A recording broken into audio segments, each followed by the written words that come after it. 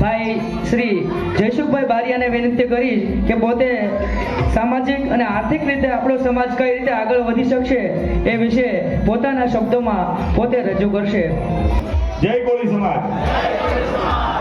મંચ ઉપર બિરાજમાન શ્રી ઘનશ્યામ બાબુ, મોરંગી ગામના વડીલ અને ઠેઠ સુરતથી પધારેલ કોળી સેનાના પ્રમુખ પીએમભાઈ સાંકટ, ટાઈગરભાઈ અને હિંમતભાઈ ભાલિયા તથા જે કંઈ પણ સરપંચો આગેવાનો પધાર્યા છે, તો મોરંગી ગામની અંદર સમસ્ત તળપદા કોળી સમાજ આયોજિત આ ચોથો સમૂહ લગ્ન છે.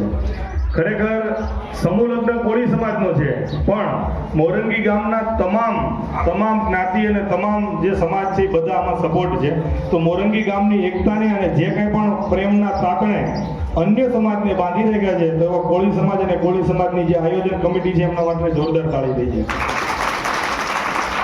મને કિરીટભાઈ અને ઠાકોરભાઈ અને રાકેશભાઈ વાત કરતા કે ભાઈ અમારું જમણવારનું એક કાઉન્ટર છે ને વરવાડ સમાજ સંભાળે છે અને મુસ્લિમ સમાજનું પણ એટલું યોગદાન છે, બીજા સમાજ પણ એટલા સપોર્ટ કરે છે. એ ક્યારે હોય કે આપણે ખુદ સારા હોય, આપણે ખુદ એમને કંઈક એમના નાના મોટા પ્રસંગોની અંદર હાજરી આપતા હોય, આપણા સમાજના આગેવાનો એમના તમામ પ્રસંગોની અંદર જઈ અને આપણી સમાજની આગેવાની લેતા હોય, ત્યારે આ વસ્તુ પોસિબલ થતી હોય.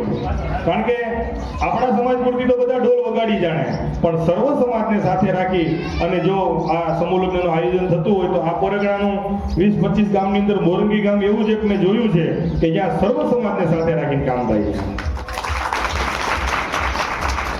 આ કોઈ જોર જબરદસ્તી કે ધાક ધમકી આપી કે પેલાને સરપંચ બનાવી દેવું, પેલાને તાલુકા પંચાયતમાં મોકલી દેવું, પેલાને જિલ્લા પંચાયતમાં મોકલશું, આ વાદ વિવાદ અને રાજકારણથી ક્યારે એકતા ન આવે.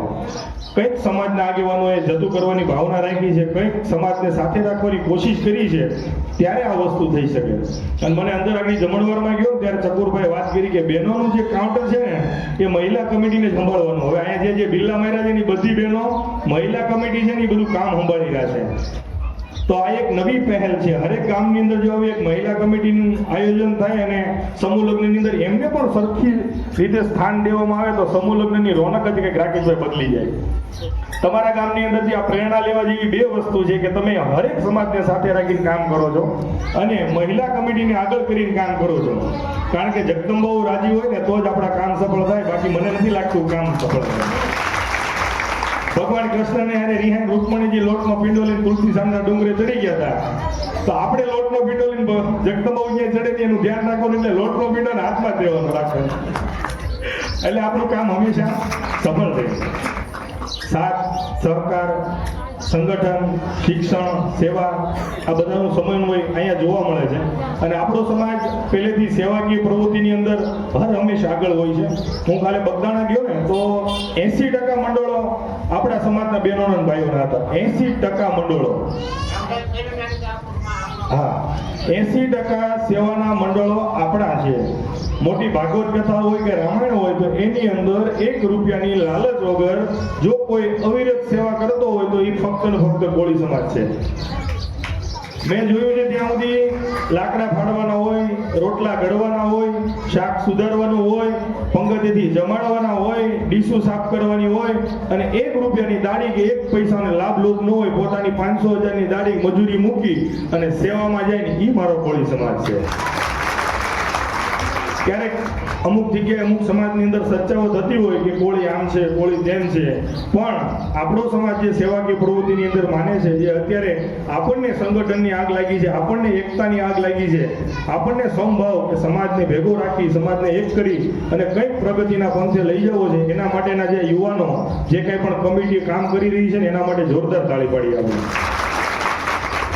કારણ કે કંઈક વડીલોએ જતું કર્યું છે, ગામના વડીલોએ પોતાના માભો, પોતાની જૂની રૂઢી, જૂના કાંઈ રીત રિવાજો અમુક જે જતા કર્યા છે ને તો જ આ યુવાનો અરે વિચારો મેચ થાય. બાકી અત્યારના યુવાનો અત્યારની પેઢી પ્રમાણે એનો મોબાઈલના યુગ પ્રમાણે એના વિચારો તદ્દન અલગ હોય. અને આ વડીલો જે કંઈ બધે માથે સફેદ ફાળકા બાંધીને બેઠા છે એના જૂનવાણી રિવાજ ને વાતું પણ અલગ હોય. પણ કંઈક વડીલો એમ કીધું કે યુવાનો કહે એમ, અને યુવાનોએ કંઈક એમ કીધું કે વડીલો કહે એમ, ત્યારે આ ચોથો સમૂહ લગ્ન થવા જઈ રહ્યો છે. અને હું તો ભગવતી માં ચામુંડને એટલી પ્રાર્થના કરું કે આ ચોથોની 40મો સમૂહ લગ્ન આવે ત્યાં સુધી આ ગામની એકતા બંધ રહેવી જોઈએ અને આ રીતે જ આગળ વધતા હોવા જોઈએ. અને હું માનું છું ત્યાં સુધી હવે તમારે લોકોને ગામ સમાજ એટલી એકતા થઈ ગઈ છે, એટલી બધાને પ્રેમ ને આત્મીયતા બંધાઈ ગઈ છે, તો શિક્ષણ માટે કઈ રીતે ઉત્થાન થઈ શકે, ગામમાં વધારે સરકારી નોકરિયાત કઈ રીતે બને એ માટેની કોઈ પહેલ કરે તો એમના માટે જે કંઈ પણ આ કમિટીને સપોર્ટ થશે, જે કંઈ પણ માર્ગદર્શનની જરૂર પડશે તો વખતો વખત હું અહીંયા આવી અને આમની રજૂઆત અથવા તો કાંઈ પણ હશે તો હું ધ્યાન આપીશ. કારણ કે અહીંયા પણ ઘણા બધા ધુરંધરો છે, અશોકભાઈ જેવા માસ્તર છે, તો આપણે એમના નોલેજનો ઉપયોગ ક્યારે લેશું? બરાબર, સરકારી કર્મચારી છે તો એમની પાસે જે સરકારી નોકરી કઈ રીતે મેળવવી, કઈ રીતે મહેનત કરવી અને વધારે મોરંગી ગામમાંથી કઈ રીતે સરકારી નોકરીમાં યુવાનો લાગે એના માટેના પ્રયત્નો થવા જોઈએ. સમાજનો વિકાસ હરેક બાજુ થવો જોઈએ, શિક્ષણ બાબતે થવો જોઈએ, સંગઠન બાબતે થવો જોઈએ. તમે તમારા બાળકોને ગમે તેટલા ભણાવશો તો તમે લખી લો કે 100 છોકરાને ભણાવી લીધા તો બધાને સરકારી નોકરી મળવાની નથી, પણ એક લિસ્ટ આપણે ટ્રાય કરીએ તો એમાંથી 10 છોકરા પણ જો સિલેક્ટ થયા ને તો એ 10 પરિવારની એની હારે બીજા 100 પરિવાર સુધરશે. કેટલા 100 પરિવાર સુધરશે તો એ સિસ્ટમની અંદર આપણો માણસ હશે, સરકારી નોકરીમાં આપણો કોઈ માણસ હશે. તમે ડુંગર પોલીસ સ્ટેશને જાઓ, તમારી યારે કોઈ ઘટના ઘટી છે તો આપણા સમાજનો કોઈ પોલીસ વાળો છે તો મન ખોલીને વાત કરશો, આપણે કંઈ ખોટું નથી કરાવવું, પણ આપણને અન્યાય થયો છે તે હારે ઉભા રહીને આપણી એફઆરઆઈ લખાવશે, આપણી અરજી લખાવશે ને આપણને ન્યાય દેવડાવવા માટે કોશિશ કરશે, કારણ કે એને એવું થાય છે કે હું કોળી સમાજમાંથી આવું છું. તોય તમે રેવન્યુ તલાટી લઈ લો, કોઈ શિક્ષક લઈ લો, પણ એ એની સિસ્ટમમાં રહીને સમાજ સેવા કરતા હોય છે. તો આ એક નવી પહેલ થાય અને સંગઠન છે તો એ 5 ગામ કે 25 ગામની અંદર મોરંગી ગામનું કહેવા જેવું નથી કે મોરંગી ગામમાં સંગઠન કેવું છે. મોરંગી ગામનું સંગઠન 1 નંબર છે, એટલે જ અમને વારે આ બધા આગેવાનોને ખેંચીને લાવે છે. છેક પીએમભાઈને સુરતથી ધક્કો કરાવતું હોય, ટાઈગરભાઈને વડલીથી ધક્કો કરાવતું હોય, તો કંઈક તમારી એકતા છે, કંઈક તમારી લાગણી છે, કંઈક તાકાત હોય તો જ અહીંયા આવી. એટલે આ અવિરત વસ્તુ ચાલુ રાખજો અને જે વડીલોનો સાથ સહકાર છે અને દીકરીઓ, અને હું એક મુદ્દો ખાસ કહીશ કે સમૂહ લગ્ન શું કામ હોવા જોઈએ? આપણને ઘણીવાર વિચાર થતો હોય ગામમાં ઢોલ પીટતા હોય કે સમૂહ લગ્ન કરવા છે, સમૂહ લગ્ન કરવા છે.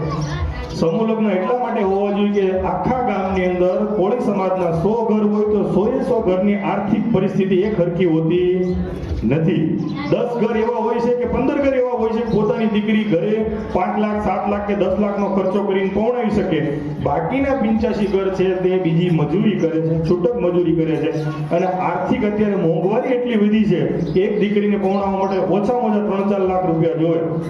તો આ ગામના જે યુવાનો છે, વડીલો છે, એક મહિનો નિસ્વાર્થપણે સેવા કરી અને જો તમારી પાસે ખાલી 50,000 હશે તો એ તમારી દીકરી પહોંચી જાય એવું આયોજન કરી રહ્યા છે, તો એ એમના માટે પણ એકવાર જોરદાર તાળી દઈશું.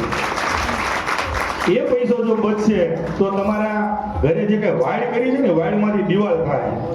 એ પૈસો તમારી પાસે વધશે તો તમારી દીકરીને તમે સારું શિક્ષણ આપી શકશો, સારા શિક્ષણનું ભાથું આપી શકશો. બીજાના ઘરે જાશે ને ભણેલી ગણેલી દીકરી હશે ને એનું માન સન્માન વધારે છે. એ પૈસા વધશે તો તમે તમારા દીકરાને સારી રીતે ભણાવી શકશો, કઈ નોકરીએ લગાડી શકશો. એટલે સમૂહ લગ્ન હોવા જોઈએ. પહેલા ખોટા ખર્ચા કરી અને તમે વિચારો, મને યાદ છે ત્યાં સુધી આપણી ત્રીજી પેઢીએ 100 વીઘા જમીન હતી, 50 વીઘા જમીન હતી. અત્યારે આપણી ત્રીજી કે ચોથી પેઢી આપણી પાસે પ્લોટ વધ્યા છે, પ્લોટ 2-2 વીઘાના પ્લોટ વધ્યા છે. અમુક ધનવાન લોકો છે, અમુકનું જેનું કહેવાય છે કે રાગે પડી ગયું છે, 10, 20, 50 વીઘા જમીન ખરીદી શકે છે, પણ 95% એવા છે કે પ્લોટમાં જ હવે મકાન કરીને રહેવાની વાત છે અને બહાર મજૂરીએ જવાની વાત છે. તો એ અટકવું જોઈએ, ખોટા ખર્ચા બંધ થવા જોઈએ અને આવા સમૂહ લગ્નનું આયોજન થવું જોઈએ. અને શિક્ષણ બાબતે હવે આપણો સમાજ હરણફાળ ભરી રહ્યો છે. અને હિંમતભાઈ અને પીએમભાઈને ખ્યાલ છે કે સુરતની અંદર એક સર્વે કર્યું હતું તો 1200 થી 1500 કોળીના છોકરા ખાલી પોલીસમાં છે, છોકરા છોકરી. તો આ શિક્ષણ વગર તો શક્ય નથી, મહેનત વગર તો શક્ય નથી.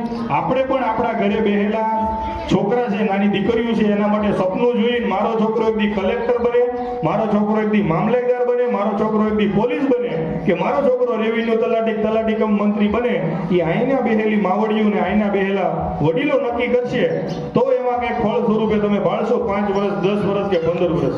કારણ કે અમારા માવતરે કંઈક ને કંઈક જગ્યાએ ભલે ખેતી મજૂરી કરતા પણ એક સપનું જોયું કે અમારો છોકરો સરકારી નોકરી બને, અને અમે બન્યા. એમની મહેનત અને અમારી પણ મહેનત, પણ અહીંના તમે બે નક્કી કરશો તો બનશે. તમે એમ કહો મારો છોકરો 10 પાસ થાય તો હું હીરા ગામમાં મોકલી દે અથવા તો કારખાના મજૂરી કરવા મોકલી દઈશ, તો તમારી ઘરે કોઈ નોકરિયાત નહીં જન્મે. અને હાલના હારા વખાણ પણ કર્યા તો 2 બે શબ્દો કડવા પણ કહેવા પડે કે હાલના સમયમાં મોબાઈલનું દૂષણ વધારે છે અને ઘરમાં બેનું દીકરીઓ વધારે હોય તો બિનજરૂરી મોબાઈલનો ઉપયોગ આપણી દીકરીઓ ન કરે એ ખાસ ધ્યાન રાખવું, કારણ કે મોબાઈલના યુગની અંદર સારી પણ વસ્તુ છે અને ખરાબ પણ વસ્તુ છે. અત્યારે અમે સુરત લેવલે ઘણા બધા પોલીસ સ્ટેશનની અંદર જોતા હોય, પછી દીકરી તમારી વાત માનતી નથી, દીકરી તમને ઓળખથી બંધ થઈ જાય છે. આઈના બેહેલા તમામને એવો અનુભવ છે અને ન હોય તો ક્યારેક ક્યાંક જગ્યાએ જાજો. એટલે પાણી પહેલા પાળ બાંધવી જરૂરી છે. આ મોબાઈલના યુગની અંદર આપણી દીકરી કે આપણો દીકરો કોઈ ખોટા વ્યસને ન ચડી જાય અથવા આપણી દીકરી કોઈ એવી વાતોમાં ન આવી જાય કે જે આપણો પ્રેમ એને ઓછો લાગવા મળે અને પારકાનો પ્રેમ વધારે લાગવા મળે. તમે શક કરવાનું બંધ કર્યું એટલે તમારી ઘરે બનાવ બનવાનો છે અને બનવાનો છે.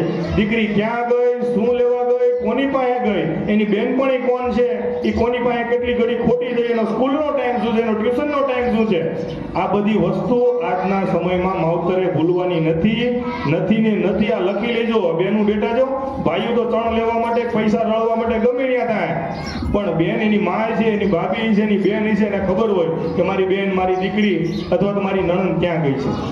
જો આ વસ્તુને તમે ગૌરથી ધ્યાન કરશો તો તમારી ઘરે બનાવ બનતો જ બંધ થઈ જશે. મા બાપે શું કર્યું છે? શક કરવાનું બંધ કરી દીધું છે. આજના બાળકને તમારે જો સુધારવું હોય છે તો એમને તમારે હરરોજ પૂછવું પડશે, બેટા ક્યાં ગયો તો, દીકરી ક્યાં ગઈ હતી, શું લેવા ગઈ હતી, કોની હારે ગઈ હતી. તો આ જો સવાલો જો તમારા ઘરે પૂછાતા હશે ને તો હું માનું છું 99.99 આ ઘટનાઓ બનતી બંધ થઈ જાય. અશોકભાઈ, આજનો સમય શક કરવાનો છે. તમે મારશો, બનાવ બની પછી મારામારી કરશો, જોડી કરશો કે કેસ કબાડા કરશો, એનાથી નહીં, આજથી વાવેતર કરવું પડશે, આજથી ધ્યાન આપવું પડશે, તો જ તમારા સંતાનો, તમારી દીકરીઓની અંદર સુધારો હોય છે. ફરી વાર બે લાઈન કમિટી માટે કહેતો જાઉં. ઘણું બધું સિરિયસ પણ કહી દીધું, ઘણું હસવાનું પણ કહી દીધું, અને મારું તો શું કહેવાય 5-10 મિનિટ વધુ ઓછું હોઈ શકે, પણ આખી કમિટી માટે કે લહેરો से डरकर कभी कश्तियां पार नहीं होती, लहरों से डरकर कश्तियां कभी पार नहीं होती, राकेश भाई कोशिश करने वालों की कभी हार नहीं होती. અસ્તુ, જય હિન્દ, જય ભારત. આવી એકતા બનાવી રાખજો ચોક્કસથી. અને એક સમયે મોરંગી ગામમાં કોળી સમાજનો ડંકો વાગતો હોય છે. આ તમે લખવું હોય તો લખી લેજો, કારણ કે એના પાયા નાખવા વાળા છે ને હિંમતભાઈ જેવા, આ કિરીટભાઈ જેવા, રાકેશભાઈ જેવા અને શકુરભાઈ જેવા આગેવાનો છે, બાબુ મામા જેવા આગેવાનો છે. કારણ કે નવી અને જૂની વિચારધારા મેચ થઈ ને ત્યારે ગામની એકતા બંધાણી છે. બાકી મેં તમને કીધું હતું ને કે કૂતરું દાણે ગામ બળું, શિયાળિયું દાણે સીમ બળું, હરેક ગામની અંદર આવી પરિસ્થિતિ હોય, પણ એ બધાને ભેગા કરીને આજે એક થાળીમાં જમાડી રહ્યા છે. તો તમામ આગેવાનોનો ખૂબ ખૂબ આભાર. જય હિન્દ, જય ભારત, જય કોળી સમાજ.